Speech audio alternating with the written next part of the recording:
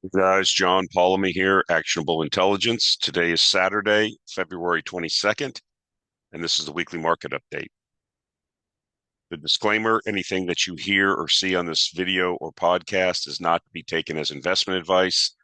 I am not a registered financial advisor. I cannot give you financial advice. Please do your own due diligence. It's your money. It's your responsibility. Okay, let's get started. So there was a pretty good article in Fortune magazine. Just taking some snippets here. I'll put a link to it in the show notes, but basically the observation is this whole massive investment into AI, and is it a bust? Are we in the middle of another bubble like we were in the tech bubble? Um, and is this going to result in a massive misallocation of capital? Now, my views on AI are very simple. I think it's going to have uses. I think it's going to cause dislocations, but I can't possibly know, no one can possibly know what the ultimate effects are.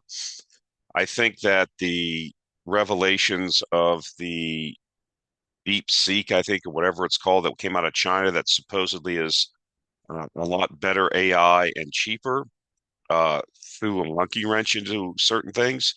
One of the things I've been reporting on in these weekly videos is the power needs for this AI revolution. And I caution people that yes, we're seeing things happen, but not to get wedded to the linear extrapolations of compound annual growth rates. This is how people got burned on EVs. Back in the day, EVs were going to grow at, whatever, 12% a year every year for 20 years. And this was going to result in this much cobalt and this much copper. And now it looks like that's coming off boil and not really materializing. Is the same thing going to happen in AI? I don't think we know yet, but I caution you to keep your eyes on it. Um, Now, there will be people that will come on that are fanboys and say, no, you don't get it. I mean, no one can possibly know, right?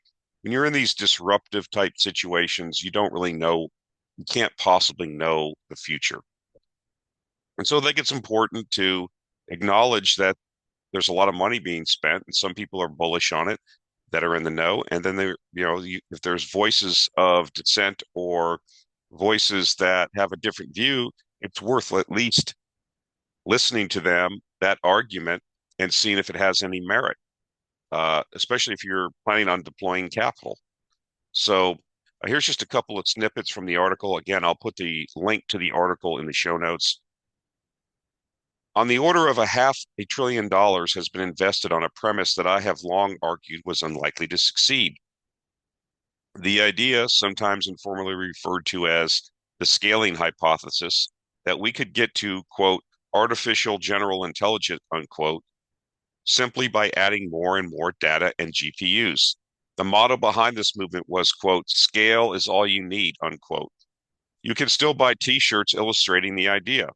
In May 2022, Nando de Freitas, then a researcher at DeepMind, was so sure of it that he wrote, it's all about scale now. The game is over. It's about making these models bigger, safer, computer efficient. It goes on to say here, now this is where it starts. I can't read the whole article online, but here's the other snippet to kind of tease it.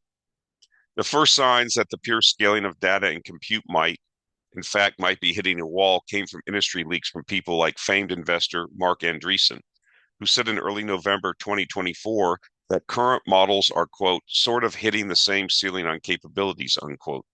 Then in December, Microsoft CEO Satya Nadella echoed many of my 2022 themes, saying at a Microsoft Ignite event, quote, in the last multiple weeks, there is a lot of debate on have we hit the wall with scaling laws? Is it going to continue? Again, the thing to remember at the end of the day, these are not physical laws. These are just empirical observations that hold true, just like Moore's law did for a long period of time. And so therefore, it's actually good to have some skepticism, some debate, unquote. So again, I would encourage you to read the whole article. If you are thinking that, okay, well, we're just going to scale, we've seen the scaling compound annual growth rates for electricity demand. I showed a chart a couple weeks ago that showed ERCOT uh, um, electricity demand going from 90,000 to 160,000 megawatts of demand over the next 5 or 10 years, whatever the chart said. So this is something to pay attention to. If they're not going to scale this up, you know, like we thought, like some folks thought, are we going to need the amount of power production? Are we going to need all this stuff? So again, it is incumbent upon you as an investor, as somebody deploying capital that's looking at these trends is, do they have merit? Are they in place? Will they stay in place? Or is there some other disruption coming along? And so difficult to know at this point. I think that data centers will continue to grow in importance. There'll be more built, obviously. And I do think AI will find applications and be disruptive. We just don't know the scale, I think, at this point. So we'll see. But I think this was interesting. And I think it's worth the time to take a look at it. So here we are. The market kind of was struggling recently. A lot of these stocks that are involved in the Mag 7, if you will, have been struggling recently. And this is when we have fund managers with record low cash levels. Their cash levels are at 15-year lows. That means that they are pretty much fully invested. Are they fully invested right at the top? Well, the future will tell us if that's true or not. But this is typically something that this is kind of like, again, one of these way outliers. Uh, uh, you know, at the same time, Berkshire has this huge cash pile. So although many are discounting Buffett, I did see a pretty good X thread by Porter Stansberry talking about basically tearing apart Berkshire's holdings, which is very interesting. So anyway, when you have these outliers, you have to look at them and say, okay, like if everybody's fully invested, if all foreigners and retail, retail's all in, who else is left to buy? And so these are the conditions that are typically ripe for a reversal or for a sell-off. I'm not saying there will be one. I'm just saying the conditions are perfect for one, and I wouldn't be surprised if we see one. Then hopefully that would lead to a rotation of capital away from this Mag 7, especially now if it looks like it might be getting shaky legs, as we indicated in the first slide, and that we get capital rotation in some of these other sectors like energy, like mining, things of that nature that have been kind of starved for capital for a while. This is another indicator. Free cash flow yield on the S&P is the lowest in 20 years. So what this is telling me is that you're paying a lot of money for the free cash that the S&P is kicking off.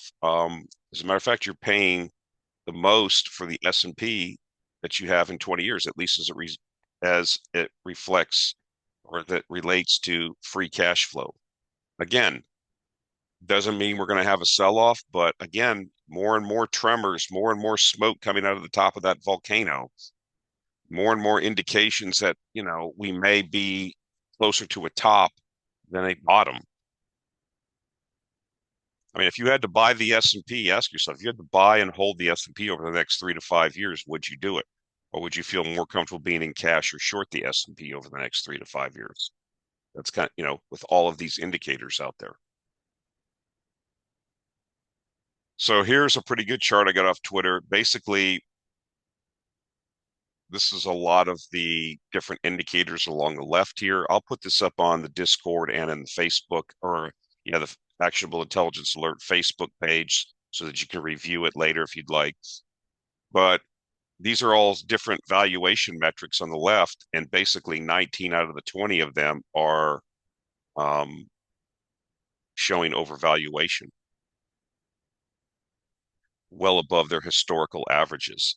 Again, does that mean that we're imminently going to have a pullback? No, but it means that the market's expensive and your risk, the more you're paying for stocks, the more expensive they are, your forward returns are typically less. We've demonstrated that multiple times over the years here. Again, doesn't guarantee that the market won't keep going up. So again, I'll have this on the Facebook page and you can review it at your leisure. I put a lot of these charts on the Facebook page. So if you're not on there, there's a link in the show notes to go there and you can follow there. And people are starting to sign up, so that's good. But that's where I put a lot of this stuff, and then you can, like I said, peruse it at your convenience. So this was an interesting tweet by Elon Musk. They're talking about the gold in Fort Knox. I find some of these things amusing and entertaining. I don't really know. I don't have an opinion. There's no way I can know if there's the 8,000 tons that the U.S. government purports to have of gold is in Fort Knox. I have no idea, but I do think it's needs to be audited. You would do that in any business. If you had an inventory of some valuable commodity or products, you occasionally have inventory. You have audits and you do inventory checks. Why wouldn't you do that? It causes suspicion that doesn't need to be there. He's tweeting on top of a tweet by Senator Mike Lee, where Mike Lee says, as a U.S. Senator, I've tried repeatedly to get into Fort Knox. And he goes through the little conversation here. Fort Knox, you can't come to Fort Knox. Why? It's a military installation. I'm a senator. I go to military bases all the time. You still can't come because you can't. So then it goes, Musk tweets on top of this, who is confirming that gold wasn't stolen from Fort Knox? Maybe it's there, maybe it's not. That gold is owned by the American public. We want to know if it's still there.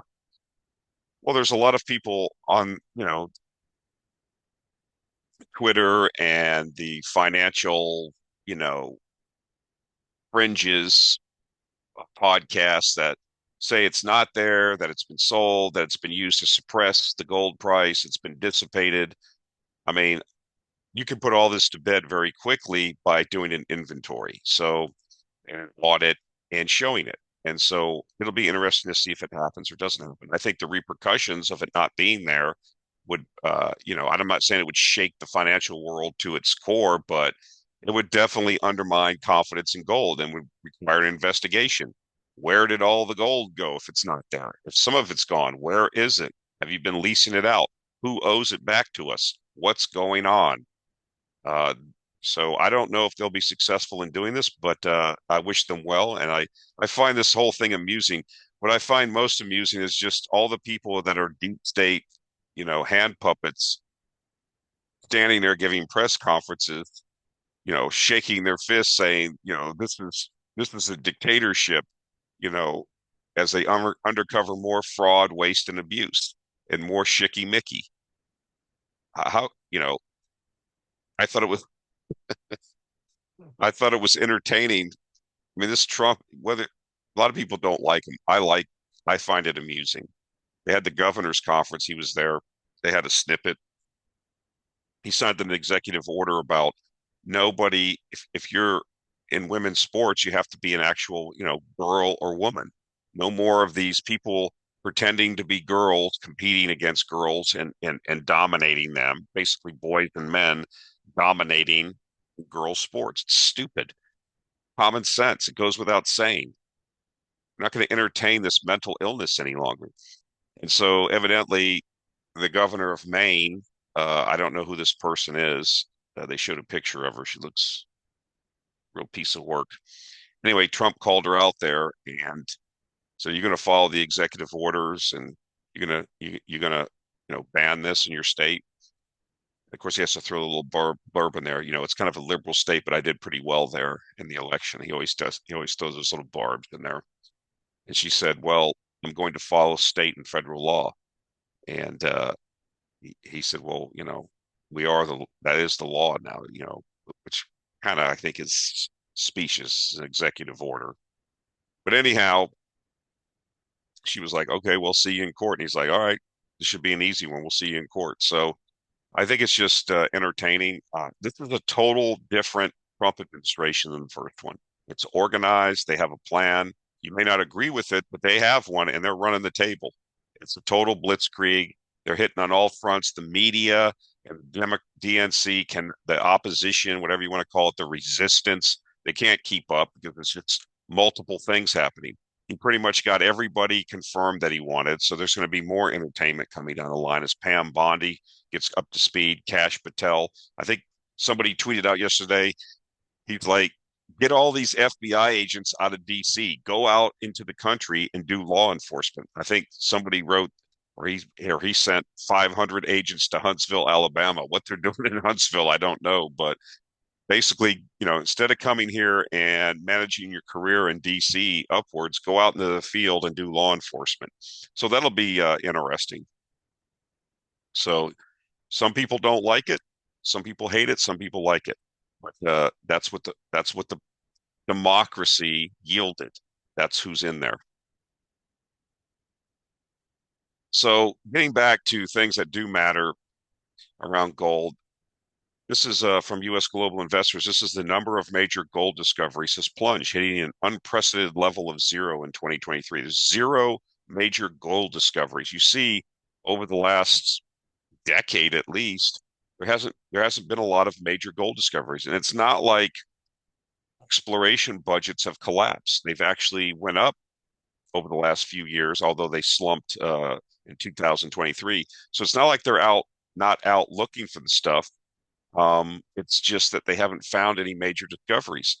So that's interesting to me. And that's not just something that's um, specific to gold. That's copper, that's other things.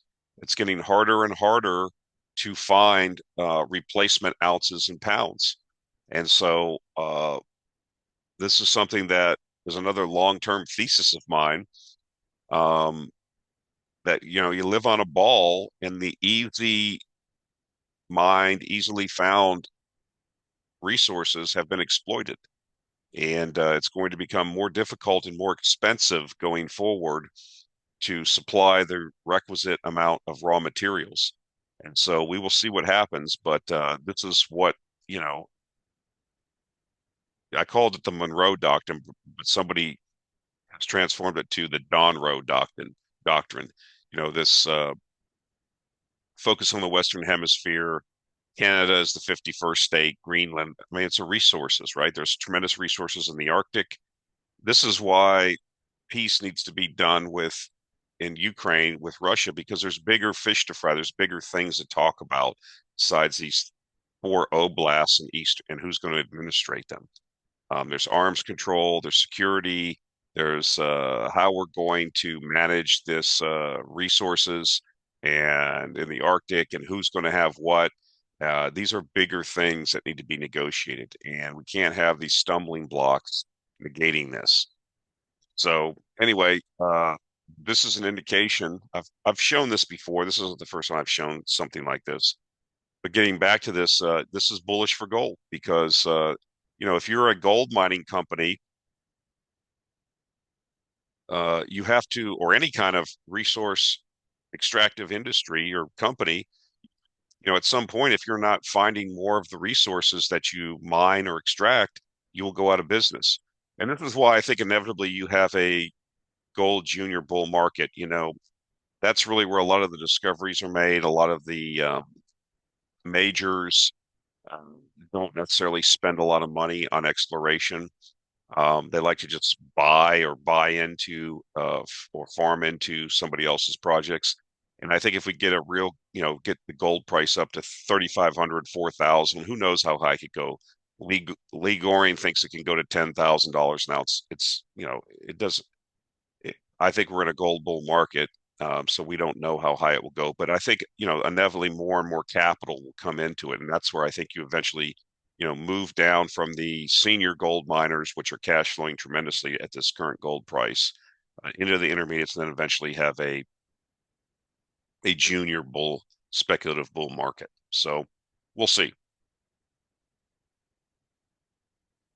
Wanted to show this, while the pygmies in the Western Europe meet in Paris to discuss um, their continued support of in money laundering operations and their quixotic war against Russia. Um, they've had a 3-year manufacturing recession in Europe. I think a lot of this is because of energy prices and cutting themselves off. You can see, I'm not saying that, this is just around the time when the war broke out, where you had expansion going on, a recovery after the pandemic, then this war broke out, and then sanctions, and then it's just been, economic malaise since then. Energy prices are higher because you've cut yourself off from cheap natural gas plus other resources. Okay. You've cut yourself off for those markets. Okay. Over there. And how much longer are the people of Europe going to tolerate this? And we're having elections in Germany tomorrow. We'll see. I'm not necessarily as optimistic as some people are. The Germans are kind of a unique people. They don't seem to be more uh, reluctant to radical change because of their history. I think they're still gelded by that in a lot of cases. They should cast that off. There's no reason. If you had nothing to do with that, it doesn't matter. Uh, you're having to deal with what's reality right now. And I don't want to go too far down that. I don't know enough about what's going on in these places like Germany, but we are going to have the elections. There's going to be more elections coming down the pipeline. And I just don't think that the EU bureaucrats are going to be able to hold this thing together. People are not going to, well, I don't want to say, I said, at least in the US, people didn't want to see their standard of living going down and seeing all this nonsense. And so they moved back to Mr. Trump and his vision, populist vision. Will that happen in Europe? It remains to be seen. I think it's going to happen in Eastern Europe for sure. If you look at the split in Germany in the polls, you will see that the AfD is very popular in the East Germany and the former uh, um, GDR areas that were communist. And then you will see like CDU, CSU is more popular in what they used to call West Germany or Western Germany. So we will see what happens, the elections tomorrow, and we will get a good sense of where things are going. Maybe AfD will surprise and get 25% of the vote. I'm not sure that's going to happen. I have no idea. But there's a consensus among the other parties that regardless of how well AfD does, no one will cooperate with them to form a government. So there's like this collective agreement. But do you get to the point where you say, okay, I'm going to make a calculation here that I can work with them on certain things that we agree with and try to suppress some of the things I don't. That's called, again, being pragmatic. But we'll see. We have to wait for the results and then we'll go from there. But I don't know how, you look at someplace like the UK, which is a total basket case under this Stammer. Talk about him later on. Um, I just don't see, this immigration thing is totally out of control. You're not allowed to talk about it. If you even bring it up, you're jailed. You're called a fascist. You're called all these names. And the government's allowed all this and now don't know what to do. And so instead of dealing with the problem, they know what to do, but they're not willing to do it. Okay, because they're scared and feckless. Uh, it's very simple. You just start deporting people. You suppress Islam in Europe, just like Christianity suppressed in the Middle East. You don't let any more mosques be built. You don't let the burqa and the veils to be worn. You deport all the radical people that give these crazy speeches in the mosques every Saturday, Friday and Saturday, and you start deporting people. That's all. And you tell everybody else you'll assimilate and get with the program, or you're out of here. Send you back. Um, that's the solution. Will they do it? I don't know. I'm, it's sad to watch a lot of young women on TikTok and Twitter videos crying and lamenting that they can't walk down the street. They're scared. They're constantly harassed by these Middle Eastern men. The Middle Eastern men look at them as, objects for their own pleasure and sexual fulfillment. And these are not consistent with the values that we have in the West, and it needs to be dealt with. It can either be dealt with humanely now, or it will be dealt with with levels of violence that a lot of people can't conceive of. But at some point, it's going to be dealt with. That's my prediction. And people are not going to continue to accept getting poorer and poorer. At some point, it's just not going to be able to hold. It's like trying to hold a cover on a boiling over pot. You keep adding more heat, and the steam pressure is building. It's at some point it's going to boil over, or you would think it would, and then you're going to get radical solutions at that point. When when it was when it would have been able to be done with humanely and pragmatically and organized, and not in a radical, violent way. So this is interesting. This goes back to 2000. It shows how since the year 2000, the change in value of $100 invested in gold and the S&P, basically gold has outperformed the S&P, which I don't think many people realize. I've been owning gold since then, accumulating gold. Um, Again, gold is a currency. It competes against these other fiat currencies. It can't be inflated away. I think that's why it's done well as fiat currencies, as governments have undermined their currencies, they have inflated them away, they have debased them. Gold has reacted because it can't be debased. Again, I've said this before, it's energy intensive and time intensive, and men have to go deep into the earth and claw it out of the rocks, and it just can't be increased um, by fiat, by pushing buttons on a laptop. So that's why I think it competes well and holds its value, and why it's been a uh, going up in price and probably will continue to go up in price, because I think the circumstances that have led to the debasement are going to accelerate over time, specifically because of the uh, obligations that the Western democracies have made to their older populations that simply cannot be paid. I think there's a generational conflict coming as younger people realize that they're being undermined by this, and that somebody's going to have to step up and solve this problem again, pragmatically. Otherwise, we're going to smack into a wall. That's kind of what Elon Musk has been saying, and some others. You can disagree with Elon. I'm not a big fan of Elon. I think he's probably the biggest PT Barnum guy ever. I've said that all along. But you have to judge people on the merits of their individual arguments, not, would I buy a car from the guy? No, but is he right about the debt and if we don't deal with it? Yes. So, uh, do I think there's enough political will to deal with it? Well, we'll see. We'll see how far they get. But in the meantime, again, deficits continue to be there, and we continue to increase the debt. And 10,000 people every day go on Social Security and Medicare, and it's unfunded. So this is the problem. So another chart from Tavi Costa as of 214 from Crescat Capital, showing the gold price, showing all-in sustaining costs, and showing your margin. There was a lot of discussion on a lot of the conference calls by analysts talking about all-in sustaining costs going up, and kind of undermining and poo-pooing the uh, huge explosions in cash flow we've seen across the reporting companies in the last several weeks on these conference calls by these gold mining companies. Um, it's not good to have costs constantly going up. Margins can get compressed. If the gold price turns down and your costs are going up, then you're going to have cash flows decline.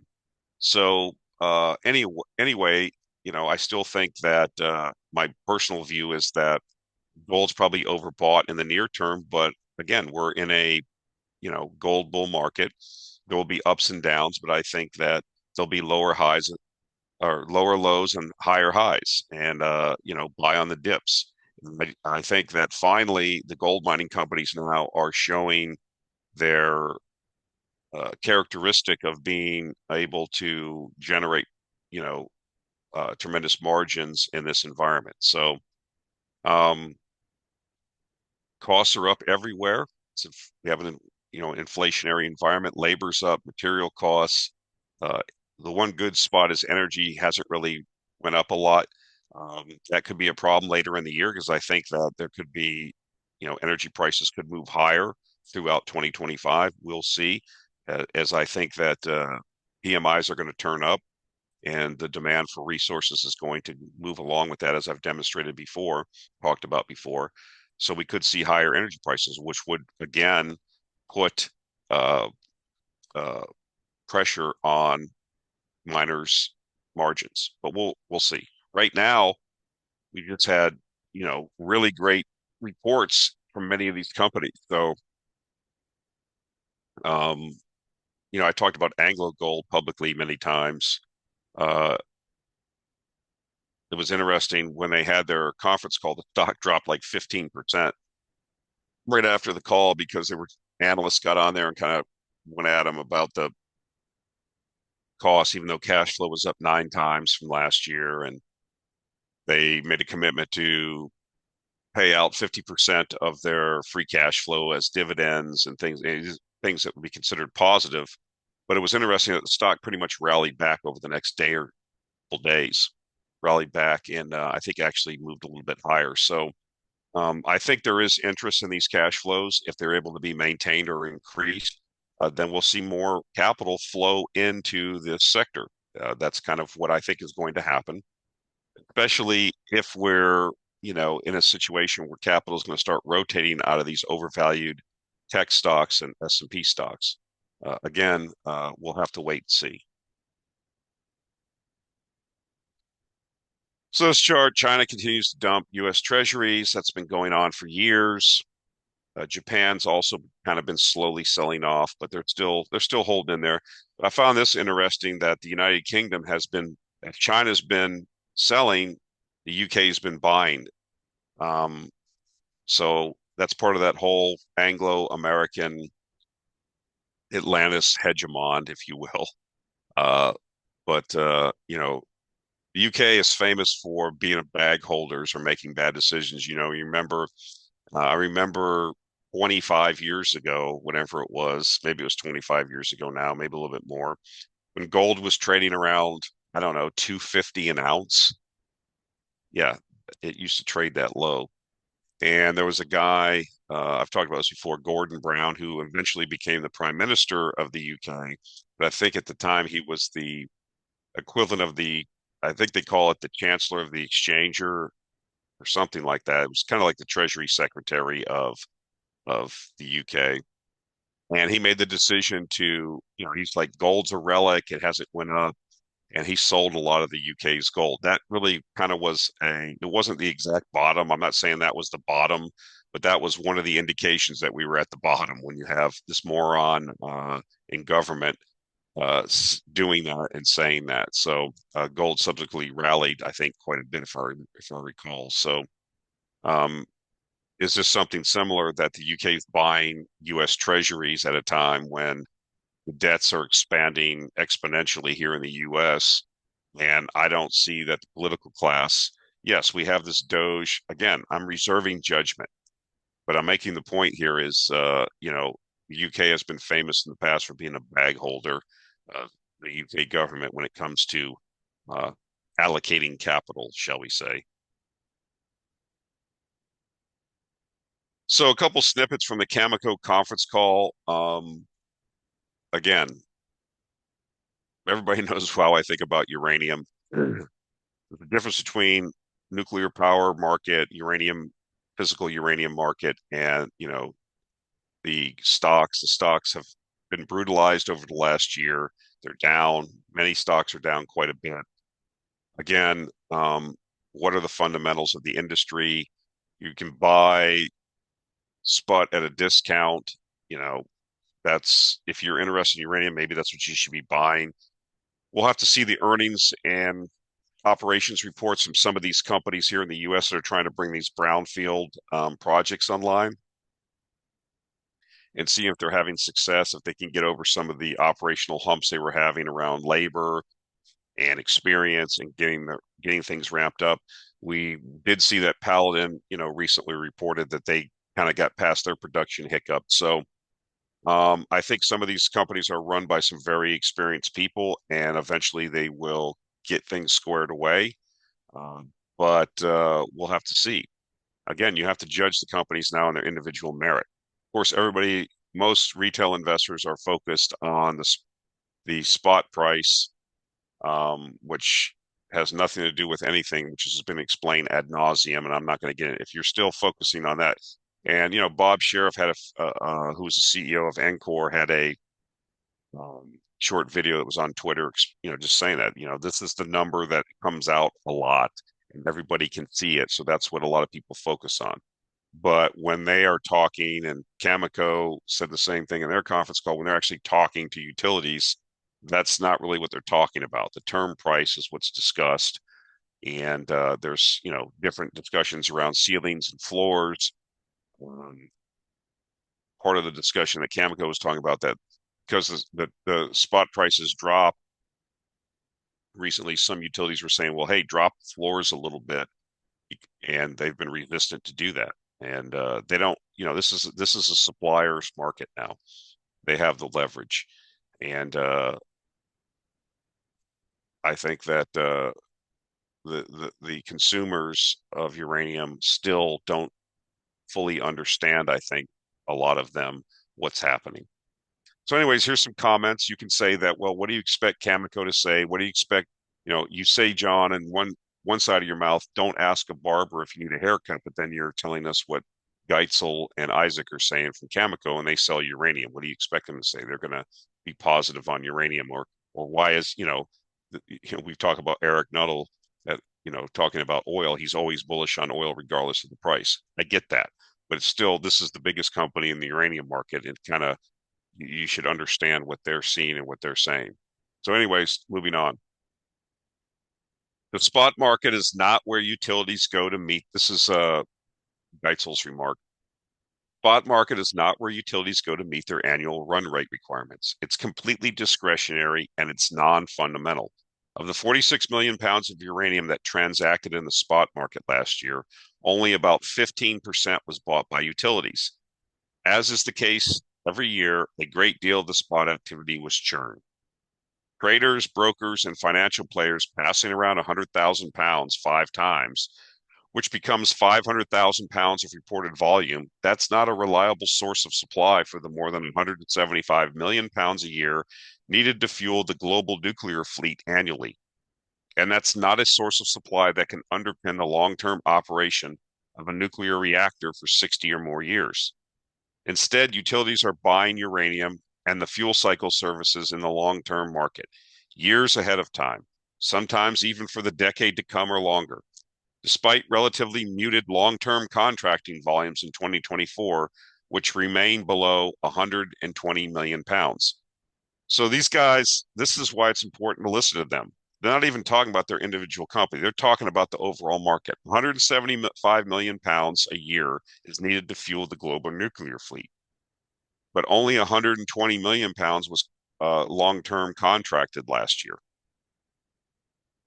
And if you think that, 15 million pound, 15% comes out of the spot market, so that's another, what, 20 million pounds? So you're still short 30 million pounds of contracted volume. Again, this is why I'm bullish on uranium. These utilities are whittling down their inventories and hoping for some Deus ex machina event to lower prices. I don't know. I don't talk to them. I don't have any particular insight except from what I glean from the same information sources as everybody else. But the long-term bullish case is still in effect. So we go on here. Says, we've heard the negative bearish views of those concerned about the pace of long-term contracting, but we don't share those concerns. In fact, a delay only serves to enhance our optimism. That's because demand is being pushed into a shorter contracting window where supply is tight and requirements are growing. Based on global fuel requirements, utilities have bought less than 40% of the uranium they need to operate through to 2040. So there you go. Um, and this is long-term contracting that you need to do. And again, I say to the naysayers, where are the new mines? They're not there. So this is Yellow Bull. This guy's over in the Netherlands, I think. His name's Mart. Follow him on Twitter. Says the expected uranium production out of Cameco in 2025 will be 1 million pounds below that what was produced in 2024. This decline is attributable to a 1.6 million pound production decrease coming from MacArthur River, while Cigar Lake is expected to increase production by 600,000 pounds.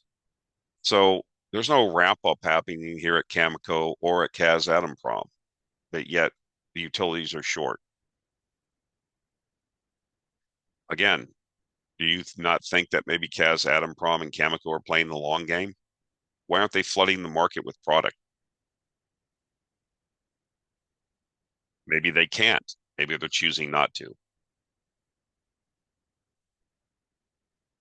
So this was an article in the FT, utilities trying to avoid the inevitable. U.S. and European energy companies are at a growing risk from a uranium supply crunch as demand surges for nuclear power to fuel everything from household electricity to data centers. Three figures have warned. Quote, Russian and Chinese players have been very keen to secure access to resources in Central Asia and Africa, creating a very aggressive competitive environment, unquote. Although there was a surplus of uranium following the 2011 Fukushima nuclear disaster, that glut has been gradually worked through, executives said. Quote, as an industry, we're living off borrowed time. Inventory that's running out has kept the supply chain going. So, this is, again, to steal a Rick Rule saying, I like to invest in things that are inevitable. And this bull market in uranium is inevitable. Again, that, you've had a big pullback in uranium mining stocks. I get it. So what do you want me to say? This happens. It's been longer than and deeper than people thought, even I thought. Okay. But the fundamentals have just continued to get better. What do you do if the fundamentals get better and the price goes down? Well, each individual has to look in a mirror and answer the question. Okay. This is the gut check time. Do you buy more? Have you done your research? Do you just buy the physical? Do you walk away from this because it's too much of a roller coaster and too much pressure, too much brain damage? Each person has to answer that question. I, for myself, have companies that I like, and I've been picking away at them. So value over volume, Kazatomprom. Makes sense. It says Kazatomprom, you have value over volume strategy. You are the dominant global uranium producer in a market that is massive, structurally undersupplied. Your resources are depleting. If you cut production, you could make it all up on price. What's your move? No brainer for Kazatomprom to curtail production versus expectations. Yeah, again, the narrative several years ago was they were going to flood the market, remember? That didn't happen. Whether or not they're actually constrained by sulfuric acid shortages, or that's an excuse, or the company's mismanaged, they've had a lot of who knows what the real story is. Suffice to say, they're not able to increase production.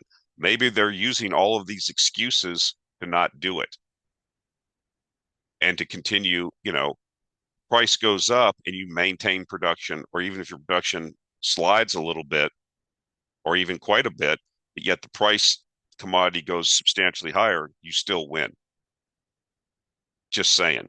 Wouldn't put it past somebody in Central Asia to operate like that. So this was part of a larger article about net zero from written by the OPEC Secretary General. I'll put a link to it in the show notes and on the Facebook page for the Actionable Intelligence Alert newsletter, which is also in the show notes. You can read it in its entirety. Again, take it for what it's worth. This is from the OPEC Secretary General. Of course, he sells oil and is probably, wants to make sure that oil does well. But again, is the argument correct or not on its individual merit? OPEC estimates a huge oil market deficit of 23 million barrels per day by 2030 if investment in the global upstream industry stopped today. The ensuing volatility would severely hamper key sectors like transportation, emergency services, construction, manufacturing, food production, healthcare, and infrastructure, to name but a few. Suffice to say, net zero does not exist in a vacuum. It exists in a world where we expect global oil demand to exceed 104 million barrels a day this quarter, a new record. As an aside, let me just stop here. The EIA and the IEA have been saying we're at peak demand, yet demand keeps going up. We're at record demand this quarter. The article continues. Amid expected growth of 1.4 million barrels a day in 2025, it exists in a world where global natural gas consumption reached an all-time high in 2024, according to the IEA. And it exists in a world where the same agency, despite predicting a peak in coal demand in 2014, recently reported record coal consumption of 8.7 billion tons in 2024. Moreover, by 2050, we see global energy demand rising by 24%. The global economy more than doubling in size, and the global population reaching 9.7 billion people. More people, higher GDP per capita, more wealth, more energy inputs. Insufficient investment means higher prices. Now, of course, we're not going to go to net zero we're not going to stop fully, but the damage done, I think, has set the stage for higher energy prices later this decade, or maybe even beginning later this year. It remains to be seen. And we will see how the industry reacts. This is why I am very bullish on offshore still, even though it's kind of in limbo right now. But the projects are coming. We talked about these IOCs. They're especially the European ones have not been investing. They've been screwing around with renewables and wasting time on this net zero initiatives. And then you look at the other companies like Chevron and Exxon and ConocoPhillips, which have been investing and have seen their production hold or move higher. I suspect that the other companies will come around to that.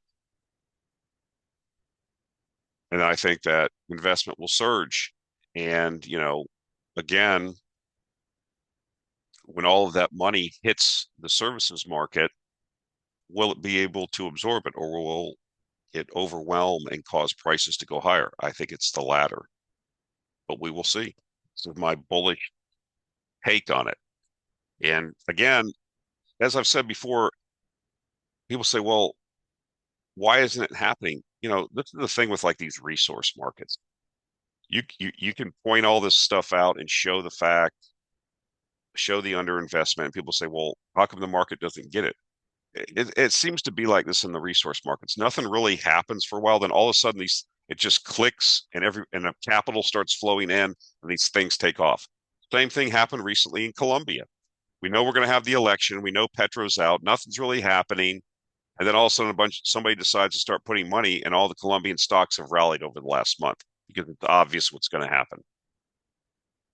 And this is how it works. You sit and nothing happens for months, sometimes a couple years.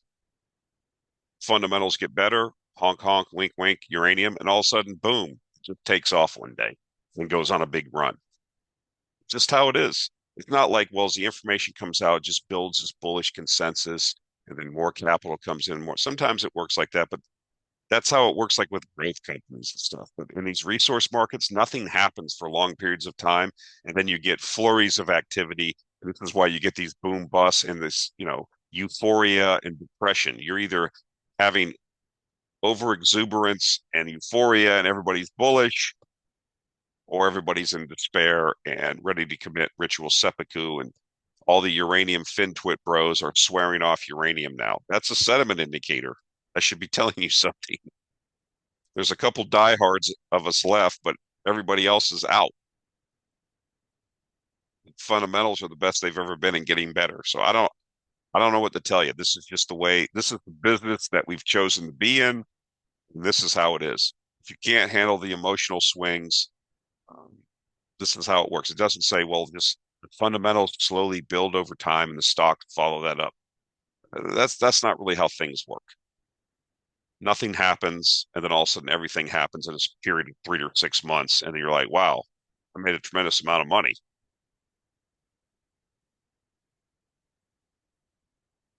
So a lot of people don't like this. I like it because I realize, somebody said in the comments, GMO sucks. They don't know what they're doing. I mean, Jeremy Grantham a billionaire. I think he knows what he's talking about, but he doesn't make these charts, but his shop does. What it's basically showing you is things that are, you know, if you overpay, your returns are going to be lower. Look at where U.S. stocks are being forecasted. What I find curious is international has become even more. They've changed the chart a little bit. You have to kind of throw this up on Facebook also on the Actionable Intelligence Alert Facebook group page. But I think bonds have become more interesting. I've had a 4-year bond bear market.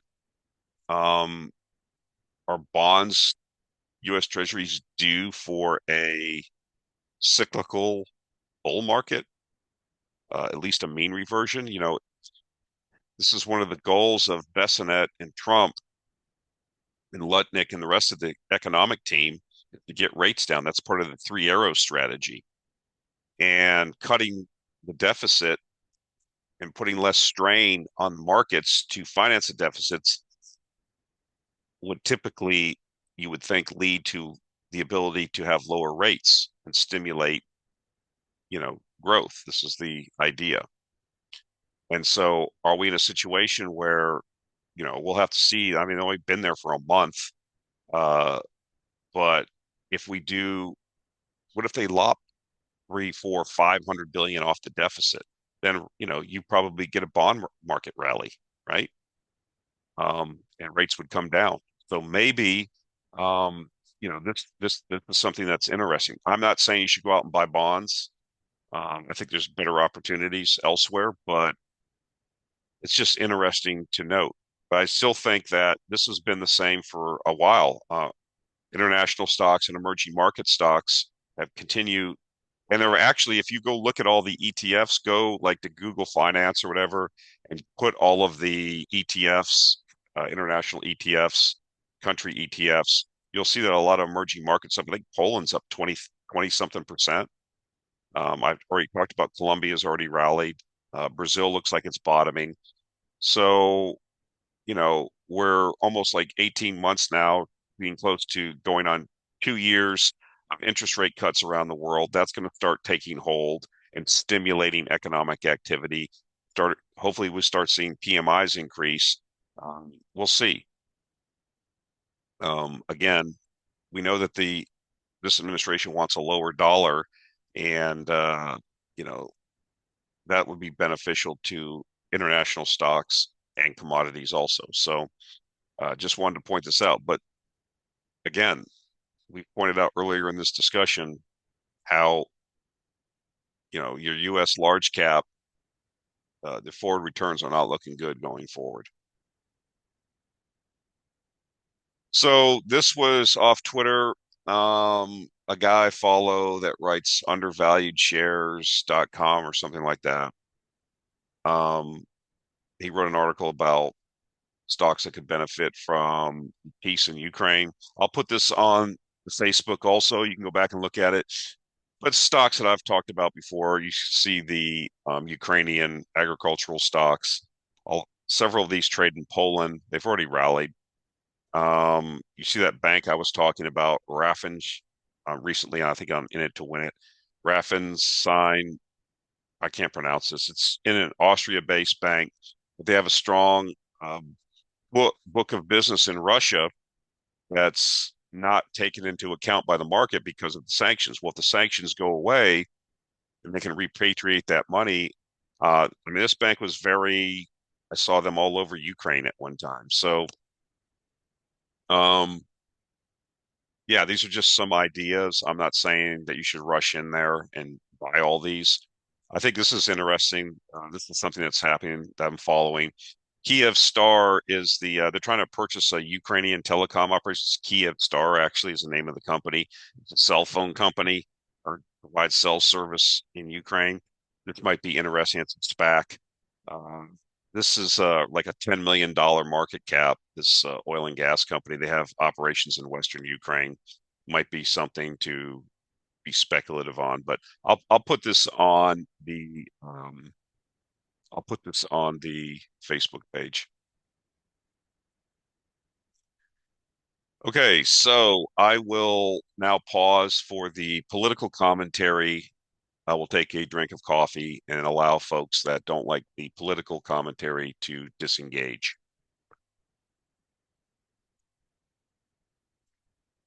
Okay, we're back. So this was part of a tweet that Elon Musk made last week showing, I guess I'm not exactly sure what it's showing. I mean, some people were taking it as these are showing people that are of these age groups that are collecting Social Security benefits.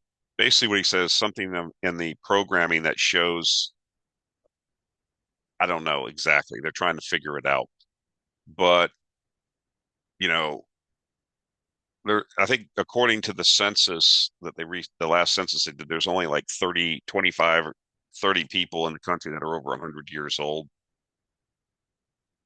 But you see that evidently there's people that are well over millions of people well over 100 that are supposedly collecting Social Security benefits. I'm not exactly sure this is what it shows. I think that somebody else explained it as well. They use this old programming from the 80s called COBOL, and it gives these false indications, but it's not really being paid out. Again, it's just something that needs to be audited. If you don't think that there's tremendous Social Security and Medicare fraud, you're just not paying attention. Even here in the Valley, there's tremendous Medicare fraud. They have these adult daycare centers everywhere. I mean, there's so much fraud in the system. It needs to be weeded out. Um, it's in the hundreds of billions of dollars. Uh, and they need to go through all this stuff. And the point I want to make is I don't really know. Maybe there are millions of people collecting for their dead relatives. Who knows? Hopefully they get to the bottom of it. But what I find amazing, and the point I want to make, and what I wanted to segue into was, how can you stand there as a politician and be against this? They're actually, the Democrats are actually standing out there giving press conferences where, this somehow wanting to streamline this and make sure that only people that are supposed to be getting these benefits get them, and somehow destroying Social Security and Medicare. These people are, it's just part of that political football game. I'm in the DNC. I'm a liberal. This is red meat for, the wine-soaked white women on Xanax that hate Donald Trump. So anything that the other team does, I'm against. Who could be against this? Okay. I would like to sit down with these people, Elizabeth Warren, and said, okay, I understand that you are liberal. I understand your policy prescriptions and what you believe in, but no, the deficit doesn't concern you. That you can't see that this is mathematically unsustainable. And at a minimum, I'm not saying we should cut or reform Social Security or Medicare. Personally, if I was king, I would do that. Okay, I would cut it off and then create for young people like they have in Chile and these other places, a market-based system that you would own the assets, making sure that everybody has an IRA or 401k. When you're born, we deposit a certain amount of money into it. When it accumulates over time and grows, and you can contribute to it during your working life, and then you own it. And we don't confiscate it after you die. It gets distributed to your heirs accounts, your children, or who you designate in your will. And then we accumulate wealth in the country because that's really, and then everybody has a stake in the system. That's how I would do it, but that's another discussion. But who would be against, at least at a minimum, driving all the waste, fraud, and abuse out of, Trump was talking about he's disbanding the U.S. Postal Service executives and putting it under the Commerce Department. Do we really need 6 day a week mail delivery? I mean, seriously? I mean, with email, I mean, all I ever get is credit card offers and stupid Home Depot little newspaper ads about sales. Do we really need to pay people to do that 6 days a week? I would be happy for the amount of real mail that I need to get having, 2 or 3 times a week service or once a week. Okay. It would be fine. Or you have the same amount of workers, or you attrit them, and then they go to a certain neighborhood Monday, Wednesday, and Friday, and another neighborhood Tuesday, Thursday, and Saturday. While this thing loses $9 billion a year. or whatever crazy number it is. Nope, just against it because Orange Man wants to do it. Don't want to at least look and make sure all the fraud's out of the system so we can hopefully save these things for these people that are dependent. I've met so many people that are so dependent on Social Security. They never saved, they weren't able to save, or they made bad decisions, or whatever they did in their life. And they, you know, what you're talking about tens of millions of people that rely on Medicare and Social Security. So driving the fraud out at a minimum and then see where we're at there, then I think makes sense. Isn't that common sense? Why would you be against that? Well, because the orange man came up with the idea. What were you doing for the years and years and years you were in the Congress? Absolutely nothing. Profiting off all of this, a pox on all their houses. And the Republicans are no better. They didn't do anything either until this administration came in. It's everybody was benefiting. Everybody was getting rich off you. So here's Glenn Deason. He's a guy I follow. He's on the Duran all the time. He always sponsors the discussions with Alexander Mercurius and John Mearsheimer and Jeffrey Sachs and these people that I actually respect and have been proven correct in their whole assessment of this whole ridiculous war against Russia. Um, this is the pygmies of the EU meeting in Paris because they weren't invited to the. They're going to continue on. So, what does Glenn Deason say? I think he's a professor in Norway. But, anyways, he says NATO has lost the proxy war in Ukraine, and the U.S. aims to hand over the pending disaster to the Europeans. Trapped by their own rhetoric and ideology, the Europeans have accepted to go down with the ship. Well, at least, and look at these people. This is Ursula von der Leyen, who treats the EU as her personal Ken and Barbie playhouse. She's a total weirdo. She used to be the defense secretary or the minister of defense or whatever they call it in Germany under Merkel. She was acknowledged as being a total disaster. This is some Italian guy. I can't remember his name that got in there. Look at this with the tan. Another unelected bureaucrat. Here's Giorgia Meloni, who knows better, but had showed up anyways. You could tell she didn't want to be there, but she showed up. Here's the Spanish prime minister. I can't see all these people. Macron, Keir Starmer, who's Olaf Scholz, the wet noodle. Mark Rutte, who used to be the prime minister of the Netherlands, who got kicked out of government and, of course, gravitated to the trough of the EU bureaucracy in Brussels. These people never are not without a job, whether they're elected or they gravitate to Brussels, right? And get some, pretend job. He's sitting to the right. He's one of the most. Well, here's also the Prime Minister of Denmark. Why she wants to have a war with Russia, I don't know. Denmark's, they have bigger problems in Denmark, right? But here they are. Here are the EU technocrats that went along with the neocons in the U.S. and we're going to break up, Russia into these little statelets and profit from it. And this whole thing now, they got the biggest rug pull ever. And so they're going to meet and they're going to continue on. They're going to continue this, which they're not going to.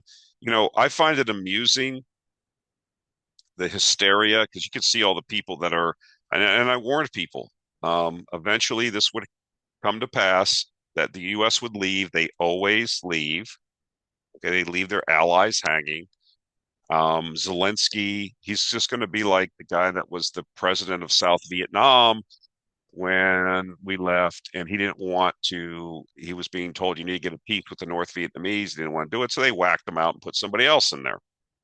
And Zelensky's a dead man walking, one way or another.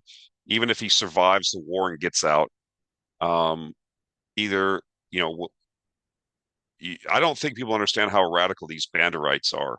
They are really radical people. They are really violent people. And as was the case after World War One in Germany, there was a big thing about the stab in the back, which led to the a certain person gaining political power in the 30s in Germany. But these people are going, these Banderites in Western Ukraine, when they get rug pulled, which they're going to, um, Zelensky's a dead man walking. They're going to whack him out either in Kiev, or if he runs, they're going to track him down and whack him. And if they don't do it, the FSB is going to do it. Somebody's going to whack him out. So he's dead man walking. These people are so there's you want to talk about sunk cost fallacy. In effect, this is it. They're so invested in this now. And then you had this within the space of several weeks, an election. You know, if Kamala Harris got elected, it would have been all steam ahead. Okay. And so you have people like Ursula, Mark Rudy, and Keir Starmer, and all the rest of these pygmies, political pygmies, now are trying so desperately to keep the U.S. and Europe because they were freeloading on us, and we were paying the freight for all of this. Okay. And so now they don't know what to do. They're not, they don't have Tony Blinken telling them what to do anymore, Victoria Nuland, and so, they don't have the money for this. You can't say on one thing that, like, you should go back and look at some of Ursula von der Leyen's statements. She's the one that started in with the washing machine were being assembled to get the chips out by the Russians. And Rob Lee and all the rest of these NATO Ukraine psychophant punk on the internet. I remember when the war started, they were analyzing the tires on the Russian Federation, the army of the Russian Federation's transports. Look at the tires. The tires are falling apart. The whole transport infrastructure for the military will break down in a month. That was one story I remember. Then recently, in the last several months, it was the entire Russian Federation's rail system is getting ready to collapse because they used to buy all their ball bearings for their rail system from Switzerland, and because of the sanctions, they don't they can't make ball bearings in Russia. They have a space program. They build a top fighter in the world, the Su-57, but they can't make ball bearings for their railroad. I mean, these people are ridiculous. Okay, you can't listen to this, and so it's either one of two things: either the Russian Federation is getting ready to collapse, we need to keep the sanctions on because it's just a matter of time, even though they've been wrong for 3 years, and we need to increase defense spending on a scale like a World War scale. And we need to have conscription and build a 2-3 million man European army, because if we don't, the Russians are going to come and take us over. Does anybody actually believe that? They say that, but their actions don't demonstrate that they actually believe it. Because if they believed that the Russians were coming and were going to take over all of Europe, they would be on a war footing right now, and they're not. And if they tried to do it, there'll be revolution in the street. The people of Europe are not going to go to war in Ukraine by the hundreds of thousands, young men, be slaughtered like the Ukrainians are being slaughtered now. It's not going to happen. Okay. And this idea of putting peacekeepers in there, if Keir Starmer and Macron want to put French and British troops in there, they're going to be liquidated by the Russians. And then when those caskets start coming back by the thousands, don't you think that there's going to be political change? So you can't have it both ways. It's either the Russian Federation sucks and it's full of drunk and vatniks and villagers that don't have any other prospects and they don't really want to be there, and the whole thing's going to collapse. So you need to keep the pressure on, or they're going to take over all of Europe and we need to get on a wartime footing. Which is it? What do their actions really tell you? What's really going on here is that all of these people's political careers and their ability to feed at the money trough is going away, and they're scared. Okay. And they don't know what to do. And so they had this little small kids table meeting in Paris trying to come up with some kind of plan. So we'll see what happens, but the U.S. is out. I told you to listen to the speeches by Hesketh and J.D. Vance and listen to what Trump said. This is over. They don't like it. They got rug pulled on it. Told you this was going to happen, and then they're prepared. So we'll see. And if you think that an asset as valuable as Nord Stream 2, you have an American guy trying to buy Nord Stream 2. assets that have that kind of value, that are crown jewel assets, they don't just get dissipated. It'll be eventually, my prediction is it'll eventually be turned back on. Gas will flow from pipeline gas will flow from Russia into Europe again. It's just a matter of time. Just like, if CSU and CDU get elected and form a government, they've already said they're going to investigate turning the reactors back on in Germany. I make these long-term predictions. Some of them are right, some of them are wrong. We shall see. Here's Keir Starmer. I like following this guy, Chai Bowles. He's really good, takes after him. He says the Starmer Fuhrer has said he's ready to send UK troops to Ukraine. The British Army is the smallest it has ever been. Any British soldiers deployed will not be covered by NATO protection, and the quote operation will cost the British taxpayer hundreds of millions. Priorities. I hate it when these politicians that were never in the military go out there and put these uniforms. They look ridiculous. You know, Dharma-Führer. Anyway, these are like the meme, the jokes write themselves at this point. The whole thing's a joke.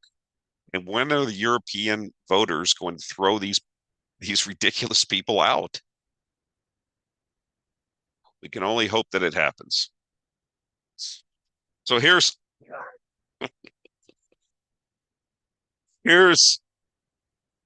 Annalena Baerbock, the so-called foreign minister of Germany. German Foreign Minister Baerbock threatens the U.S. with a severing of ties over Trump's remarks on Zelensky and Ukraine. Quote, we will increase pressure on the Americans to make them realize they have a lot to lose if they stop supporting Europe's liberal democracies, unquote. Lady, you're way behind on your reading and watching YouTube videos. Okay, not a problem. What are you exactly going to do? That would be great for us you if you put what pressure are you going to put on us? I told you these people are ridiculous. This is the woman that said that she didn't care the burdens that were being put on the German people economically and because of the geopolitical tack that Germany was taking on this war. She didn't care what they thought. That's what she said. Well, we're going to have elections tomorrow. We'll see if she cares after tomorrow. She'll be out of a job. Of course, they'll just give her a pretend job like they do the rest of these ridiculous women that are in the EU. They give them some other job like this person that's from this Baltic village, this Kallis person that's right under Ursula von der Leyen. I mean, I don't, I say this to be flippant. I'm sure there's quite a few great people and nice people in Estonia, Latvia, but why am I listening to them when it comes to geopolitical? They're very small countries. They don't. I don't listen to that. They're not players on the world scene, but they're elevated because they will say and do what the globalist masters want them to do. And so, if you're an opportunist, you can do well at the EU, you can do well in Brussels, as long as you go along with the party line. Okay, well, we'll see what happens tomorrow in the election. That's it for this week, guys. Again, please check out the Facebook. I update it daily, um, especially with a lot of these charts and things that I have on here. You can go there then and spend some more time looking at it. I don't leave the charts up for very long as I go through the weekly deck, but I put stuff there. I put other things there, and it's been growing. And avail yourself of that. We also have the Actionable Intelligence Alert newsletter. We have the free newsletter that goes out weekly where I curate videos, articles, podcasts, what have you that I find interesting. That's free. I also make some commentary in there when appropriate about these things that we talk about in these videos around the themes that we're investing in. And then, of course, we have the paid product where we have the Actionable Intelligence Alert portfolio, which is seeking capital gains And we also have the dividend portfolio, which is performing. It's come back quite a bit when we created it last year. It was kind of struggling, but come back pretty good recently. So if you're interested in those things, you can avail yourself of them by going into the show notes, and there's links there. Okay, guys, that's it for this week. We'll talk to you next week. Thank you.